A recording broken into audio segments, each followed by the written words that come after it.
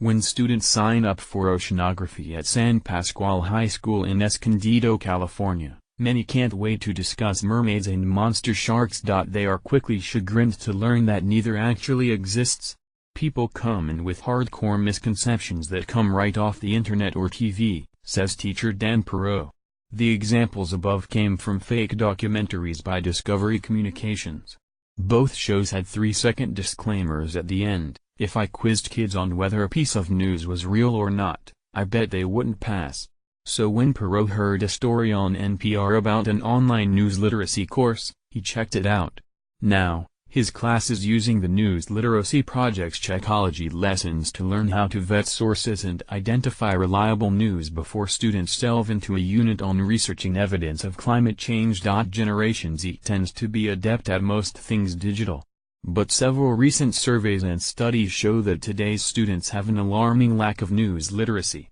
More than 80% of middle school students couldn't tell the difference between real news stories and ads that look like news, a 2016 study by Stanford researchers concluded.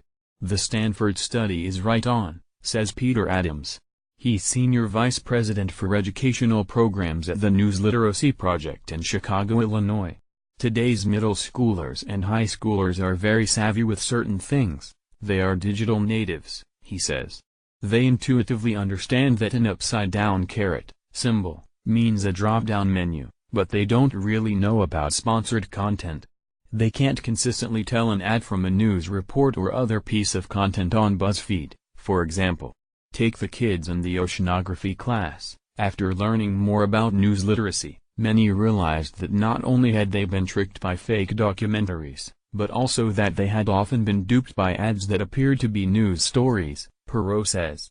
As more people, especially young people, get their news from social media, news consumers need to take on some of the roles of journalists, including vetting sources and checking facts. The sense of urgency is growing, says Eric Newton, who teaches at the Walter Cronkite School of Journalism and Mass Communication at Arizona State University, in Phoenix.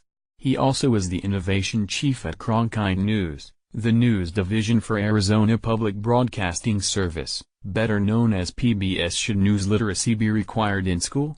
While experts agree that news literacy is as important as other forms of literacy, they don't always agree about who should be responsible for educating news consumers. There are no national standards for teaching news literacy, although a few states have set their own requirements. Some experts are adamant that school is the best place to teach these skills. After all, everyone needs them. Our goal is to see news literacy embedded in American educations, Adams says.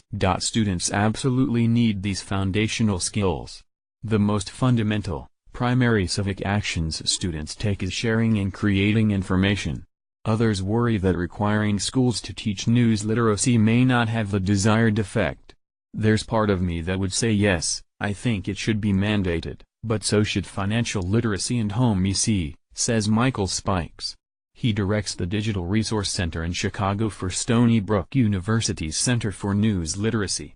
Part of me would say no, too, he says, because he worries that standardizing the curriculum would water it down. Often, skills for how to consume news and media get ignored in favor of teaching kids how to create media, notes Frank Baker, a media education consultant in South Carolina.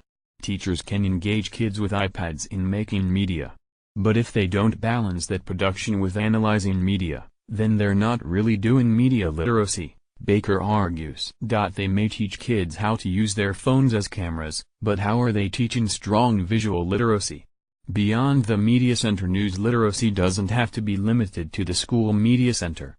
Some schools fold it into social studies or civics, others into science, some into language arts, and others don't teach it at all. In many states, it's up to individual teachers to incorporate news literacy into their curricula, regardless of what subject they're teaching. And there can be advantages to teaching news literacy as part of many subjects, experts say.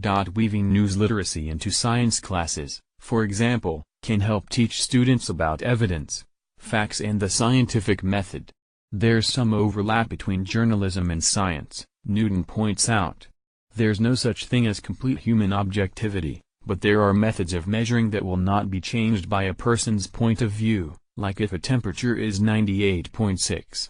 He adds that bringing meaning to the facts is the heart of good journalism and good science.